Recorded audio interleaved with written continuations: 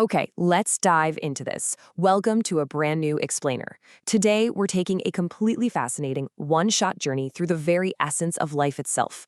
We're looking at your core life processes. And honestly, by the time we're done here today, the incredibly complex mysteries of how your body actually keeps you alive are gonna make a whole lot more sense. So let me ask you something. What exactly separates a living being from a non-living thing? Is it moving? Is it breathing? Well, survival is ultimately just a really complex biological problem that every single organism, including you, needs to solve every second of every day. Because if you don't solve it, well, you don't survive. To make sense of all this, we've got a perfect roadmap for today. We'll hit basic life processes, nutrition types, the human digestive system, respiration, and finally, blood circulation. All right, Section 1, Basic Life Processes, the core functions that literally keep us alive. Now, life processes are simply the basic, absolutely essential activities an organism performs to sustain and maintain life. Think of them like the four mandatory pillars of survival: nutrition, respiration, transportation, and excretion. If even one of these pillars crumbles, the whole structure, meaning you, collapses. It's really that simple. Moving right along to Section 2, Nutrition and its types. Basically, fueling the machine. When it comes to fueling your biological machine, it's not just about, eating a sandwich. It's the entire process of obtaining food and actually utilizing that energy. And this brilliantly illustrates the two main strategies organisms use. First up, you have autotrophic nutrition. Auto literally means self. This is where organisms like green plants actually make their own food using simple inorganic stuff like CO2, water, and sunlight.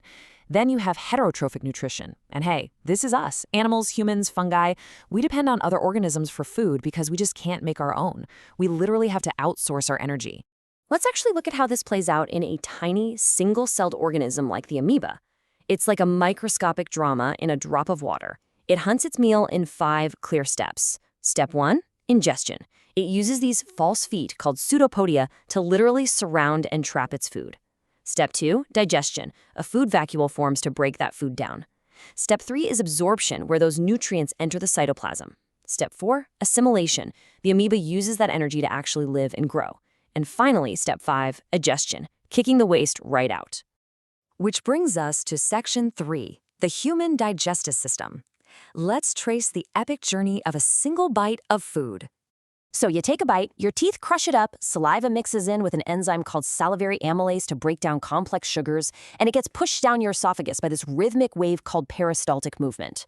Then it drops into your stomach, and this is where it meets an unbelievable biological tag team. I call them the 3 brothers of the stomach. You've got hydrochloric acid, mucus, and pepsin. The big brother, HCl, is tough, kills incoming germs, and creates a highly acidic medium. The middle brother, mucus, is the protector. It lines the stomach wall so that intense acid doesn't literally burn a hole in you. And then the little brother, pepsin. His job is to digest proteins, but he's kind of fussy. He absolutely needs that acidic environment from HCl to even start working. Now, as this heavily processed food leaves the stomach and heads toward the small intestine, it is immediately intercepted by 2 heavy hitters. Enter the 2 goons of the digestive tract, the liver and the pancreas. Let's look at these 2 in action.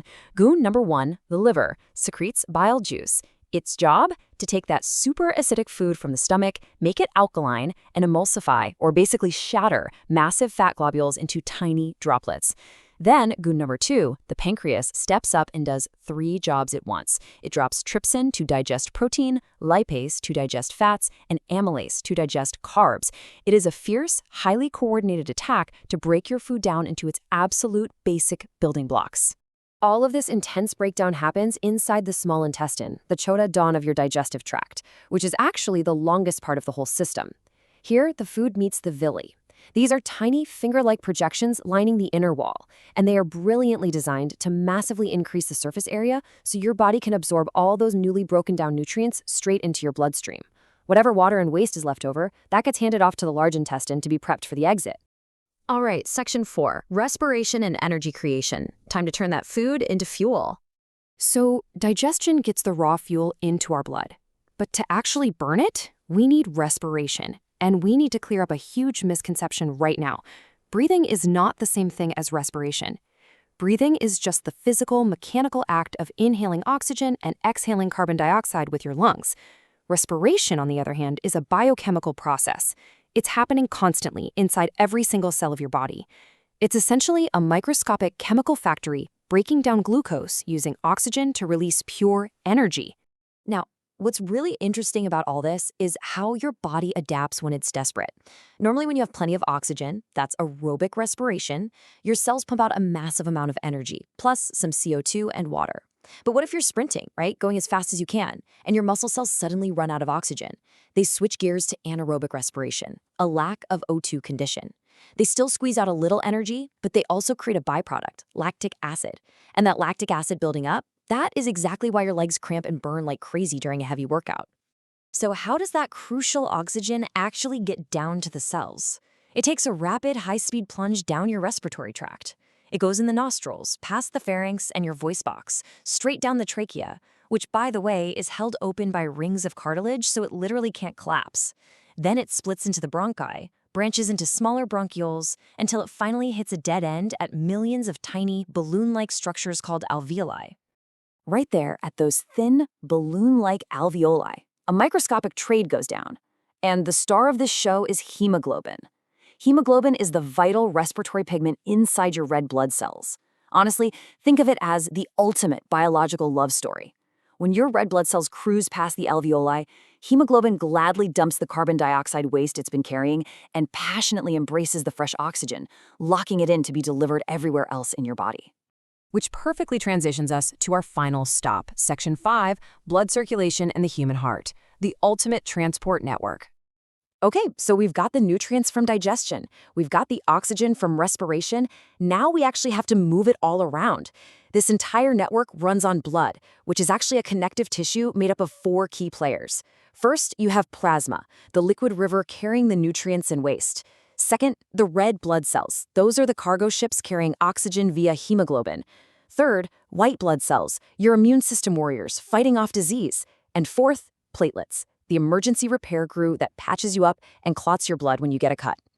The physical highways for all this blood are your blood vessels, primarily arteries and veins. Let's make this super simple to remember. A for arteries, A for away. Arteries carry high-pressure, oxygen-rich blood away from the heart. That's exactly why they need thick, muscular walls, so they don't burst. Veins, on the other hand, carry low-pressure, deoxygenated blood back towards the heart. And because that pressure is so incredibly low, veins have vital built-in valves. They act just like security gates, snapping shut to stop gravity from pulling your blood backward. And finally, the engine pumping the whole shebang, the 4-chambered heart. Now, the blood flow can seem kind of complicated, but there's a brilliant little trick to remember it, using the initials of the famous badminton player, P.V. Sindhu. Just imagine she's calling out to her team, "Io, I need a VC with my PA." Here's how that maps out. 1. PV is the pulmonary vein, bringing fresh blood from the lungs. 2. Io is the aorta, blasting that fresh blood out to your whole body. 3. VC is the vena cava, bringing the used, deoxygenated blood back from the body. And 4. PA is the pulmonary artery, pushing it right back to the lungs to start the whole process over again.